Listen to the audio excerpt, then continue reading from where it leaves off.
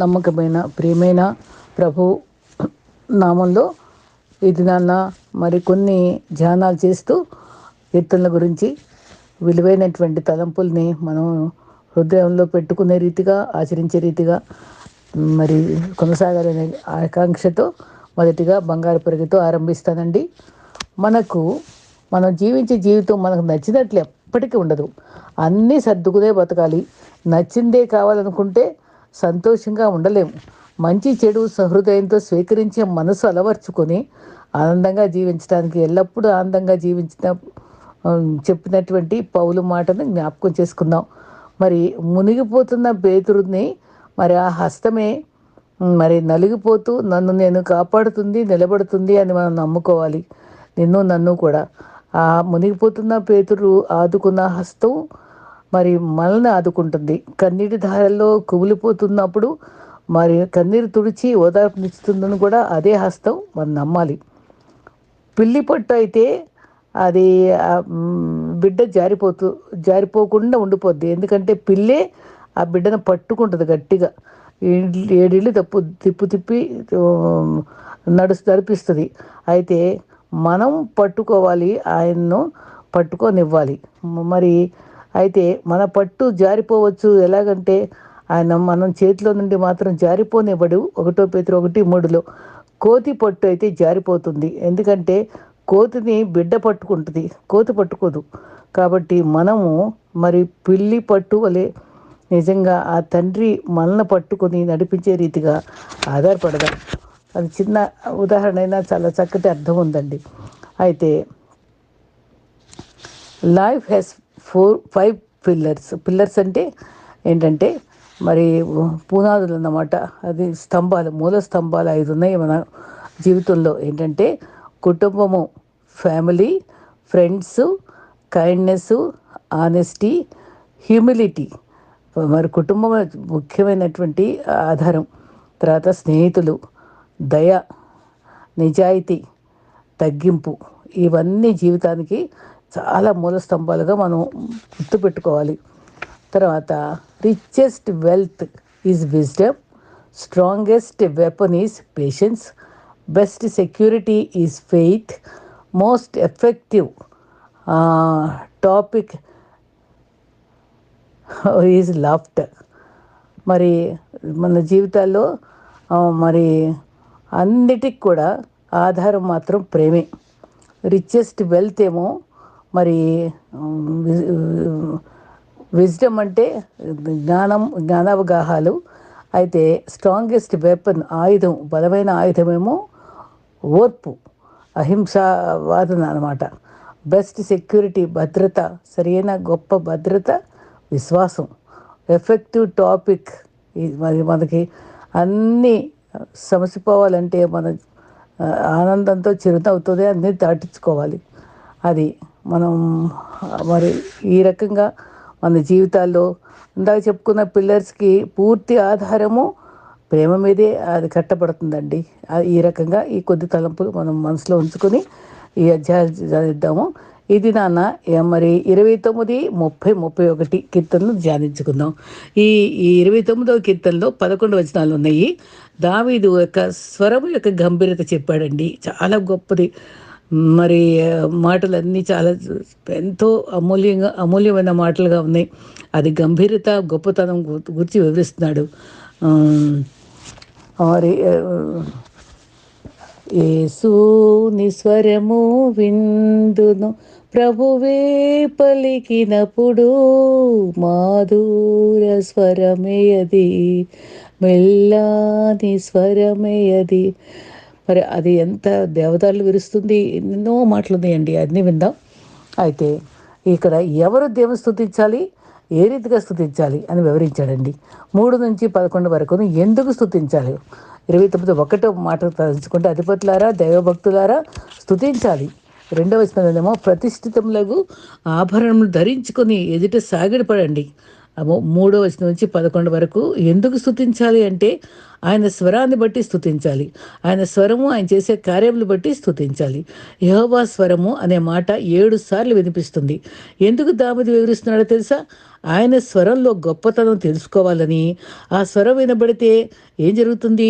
నిజంగా దేవుడు మాట్లాడుతున్నాడా అని ఇశ్రాయేలీయులు ఒకసారి సవాల్ చేసి మోషేని కొండ మీదకి పంపించినప్పుడు, అక్కడి నుంచి తిరిగి వచ్చేటప్పుడు ముఖం ప్రకాశవంతంగా వచ్చే టైంలో కొండకు దూరంగా ఉన్నప్పటికీ ఆయన స్వరం విని కంగారు పడిపోయి, ఇంకొకసారి ఆయన స్వరం వినిపించమని అడగు, ఇంకోసారి ఇదే ఫస్ట్ ఇదే లాస్ట్ అని చెప్పి గంభీర స్వరాన్ని మేము వినలేమని అన్నీ భయపడిపోతూ ఉంటారనమాట వాళ్ళు. అంతే, అంత గొప్ప స్వరం అది దేవుని స్వరం. అయితే 24 మరి అధ్యాయ కీర్తనలో ఒకసారి ఏమన్నాడు? నీ పర్వతంపై నివసించడానికి ఉండదగిన వాడు ఎవడు? నిర్దోషమైన చేతులు, శుద్ధ హృదయం కలిగిన వాడే అనుకున్నాం కదా. అంటే అంత శుద్ధ హృదయము, అంత పవిత్రత మోషేకు ఉంది కాబట్టి ఏమి తొణకలేదు. అది లేని వారికే భయం. మరి ఆయన స్వరము జలముల మీద వినబడే ఉరుము వలె గద్దిస్తుంది. యోబు కూడా అదే మాట అన్నాడు ఆయన స్వరం గురించి.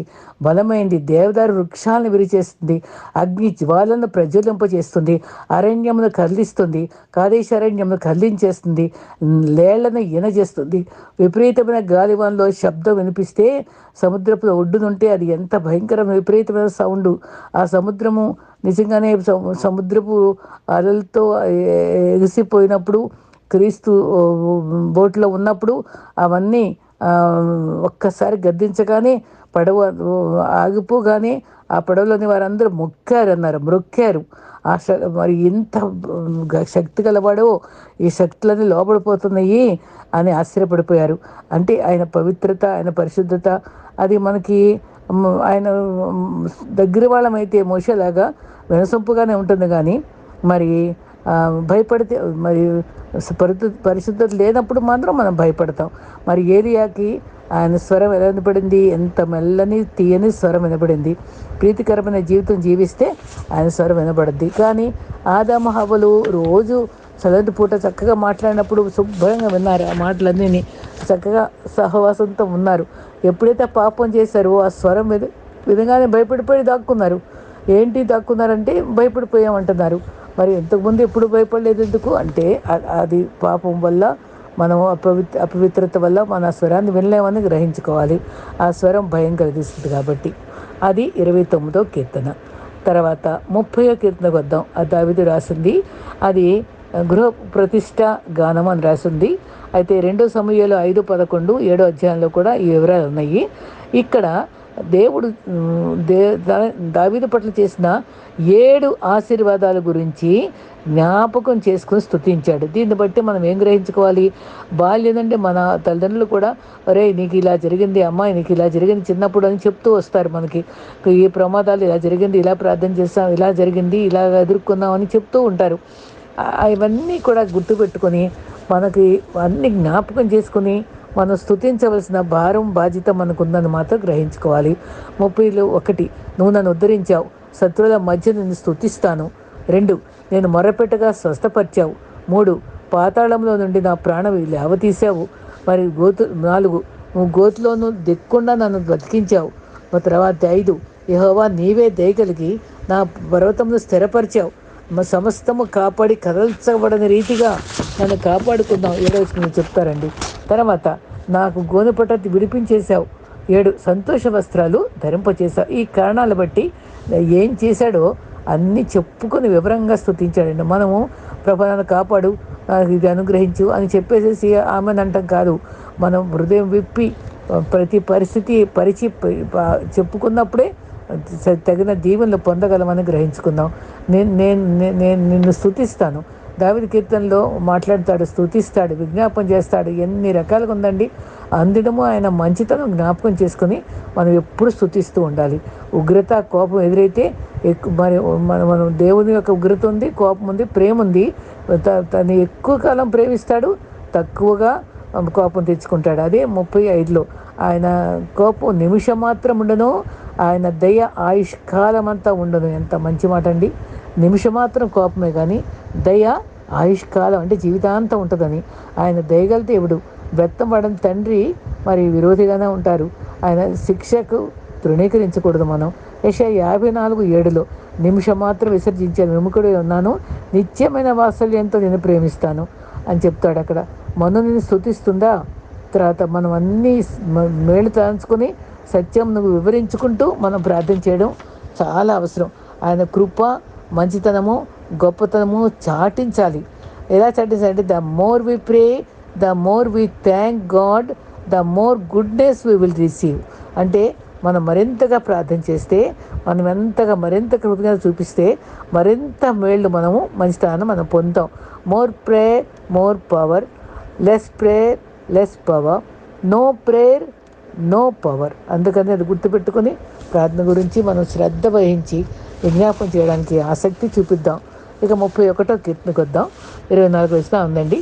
ఇది కూడా దావీదు విజ్ఞాపనలతో కూడిన ప్రార్థనే. నన్ను రక్షించు, కాపాడమని అడిగాడు. ఎంత చక్కగా అడుగుతున్నాడండి. ప్రవచనాత్మకంగా కూడా కొన్ని మాటలు దీనిలో ఉన్నాయి. తర్వాత అన్నిటికంటే ఎక్కువ విజ్ఞాపనలు ఎక్కువ ఉన్నాయి. యెహోవా, నీ శరణు వచ్చి ఉన్నాను, నీవే నా దిక్కు, నీవే నా ఆదరణ. మనం అలా నమ్మాలండి. ఆయనే నీకు, మాకు ఈ లోకంలో ఎవరు దిక్కు లేరు, నీవే ప్రభువా మనం చెప్పుకోవాలి. నీవే నువ్వు ఆదరించే దేవుడు అని ఆయన ఆదరణ కోరుకోవాలి. నువ్వు విజ్ఞాపనలు 17 విజ్ఞాపనలు ఉన్నాయండి వెతుక్కుంటే. 31లో ఫస్ట్ విజ్ఞాపన, నన్నెన్నడూ సిగ్గుపడనీయకము. 2, నా నీతిని బట్టి రక్షించము. 3, చెవియొగ్గి రక్షించము. 4, నాకు ఆశ్రయ శైలముగాను ప్రాకారము గల ఇల్లుగాను ఉండుము. 5, నా కోట కొండ నీవే, నాకు త్రోవ చూపించు, త్రోవ చూపించేవాడు నీవే అని విజ్ఞాపం చేస్తూ ఉంటాడు. తర్వాత నాకు ఆశ్రయదుర్గము నీవే, నన్ను విడిపించుటకు త్వరపడి రమ్ము, శత్రువుల చేతిలోంచి నన్ను తప్పించు. తర్వాత పరిస్థితులన్నీ వివరిస్తాడు 5, 8 వచనాల్లో. తర్వాత విజ్ఞాపన చేస్తున్నాడు. ఈ అధ్యాయం అంతా పరిస్థితి వివరణ, విజ్ఞాపన. నన్ను కరుణించు 9లో. తర్వాత 10లో నా శత్రువుల నుంచి నన్ను రక్షించు, నన్ను తరుము వారి నుండి విడిపించు, నీ సేవకుని మీద నీ ముఖకాంతి ప్రకాశింపచేయి. అది ప్రకాశింపచేయి అని అడగటం విజ్ఞాపనే. మనం అదంతా చదువుకొని ఆ విజ్ఞాపనలను మనసులో గుర్తుపెట్టుకొని మనం కూడా ప్రభుని అలా ప్రార్థించడానికి విజ్ఞాపన చేయాలని నేర్చుకుందామండి. నీ కృపచే నన్ను రక్షించు, కృపచే నన్ను రక్షించు, నన్ను సిగ్గుపడనీయద్దు, వారిని పాతాళంలో మౌనంగా ఉంచేసేయి, అబద్ధీకుల పెదవులు మూయబడును గాక, ప్రాకారము గల పట్టణములో తన కృపను ఆశ్చర్యముగా చూపిస్తాడు. ఆయన స్తుతి నందును గాక అని చెప్పుకోవాలి. ఆ పరిస్థితులను తెలుపుకుంటూ విజ్ఞాపం చేసుకుంటూ స్తుతించుకుంటూ సాగిపోయాడండి. అది ఇక్కడ కూడా మరి ప్రవచనాత్మకంగా లూకా 23:46లో నా ఆత్మ నీ చేతికి అప్పగిస్తున్నా అనే మాటను ఇక్కడ కీర్తనలో దావీదు 1000 సంవత్సరాల ముందే 31:5లో నా ఆత్మను నీ చేతికి అప్పగిస్తున్నానని చెప్పాడు. క్రీస్తు ప్రశ్నాత్మకమైన మాట ఇది. 15వ వచనంలో నా కాలగతులు నీ వశంలో ఉన్నవి, నా శత్రువుల చేతిలో నుండి నన్ను రక్షింపు, నీ కృపచేత నన్ను రక్షించు. 39, 19లో మరి మన జీవితంలో గుర్తుపెట్టుకోదగిన వాక్యం ఒకటి ఉందండి, చాలా విలువైన వాక్యం. నీ యందు భయభక్తి గల వారి ఎదుట నీవు దాచి ఉంచిన మేలు ఎంతో గొప్పది. మళ్ళీ చదువుతాను. నీ యందు భయభక్తులు గలవారి ఎదుట నీవు దాచి ఉంచిన మేలు ఎంతో గొప్పది. నరుల ఎదుట నువ్వు సిద్ధపరిచిన మేలు ఎంతో గొప్పది. సిద్ధపరుస్తాడు, దాచిపెడతాడండి. దాచిపెడతాడు, సిద్ధపరుస్తాడు, ముందు తర్వాత దాచిపెడతాడు. గొప్ప మేలు సిద్ధపరిచాడు మనకి, దాన్ని ఉంచాడు. వెళ్ళి పొందాలంటే కండిషన్ ఉంది, భయభక్తులు కలిగి ఉండాలి. ఆ భయభక్తులతోటి ప్రభువుని మహిమపరచాలి. మహిమపరచడమే కాదు, ప్రతి చోట సాక్షిగా ఉండాలి.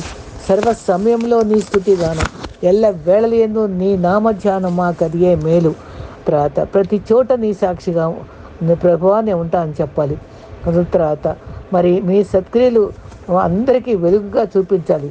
మత్తయి సువార్త 5వ అధ్యాయంలో మరి 14 నుంచి 16 వరకు అదే వెలుగుగా ఉండాలని క్రియలు చూపించాలి. కొంచెం కింద పెట్టకూడదు, దీపస్తంభం మీద పెట్టాలి. అందరికీ బహిరంగంగా మీ క్రియలు కనబడాలి, మీ వెలుగు కనబడాలి, మీ సాక్ష్యం కనబడాలని ప్రభు చెప్తున్నారండి. భయభక్తులు ఫస్ట్ ప్రసంగంలో ప్రభు చెప్పింది అదే, క్రీస్తు. అయితే మీ సత్క్రియలు, భయభక్తులు, రహస్య జీవితంలో భయభక్తులు కూడా ఉండాలి. అది బహిరంగంగా మహిమపరిచేగా సాక్ష్యంగా ఉండాలి. నీ పని చేసే చోట, నీ ఇంట్లో, నీ బహిరంగంగా సంఘంలో నువ్వు బలమైన సాక్షిగా ఉండటం ఎంతో మేలు. అప్పుడు అది దాచి నా మేలు మనం చూపిస్తాడు. 24లో యెహోవా కొరకు కనిపెట్టు వారలారా. చూడండి, ఒక చోటేమో యెహోవా కొరకు ఎదురు చూసేవారులారా నూతన బలం పొందుతారన్నారు. ఇక్కడ యెహోవా కొరకు కనిపెట్టువారుగా ఉండాలి, ఎదురు చూసేవారుగా కూడా ఉండాలి. ఇక్కడ మనం కనిపెట్టువారుగా ఉండాలి.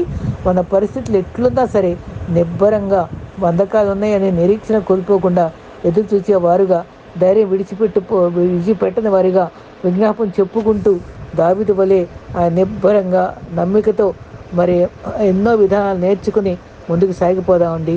ప్రభు గొప్ప దీవెన మనతో ఉండుగాక. ఆమెన్.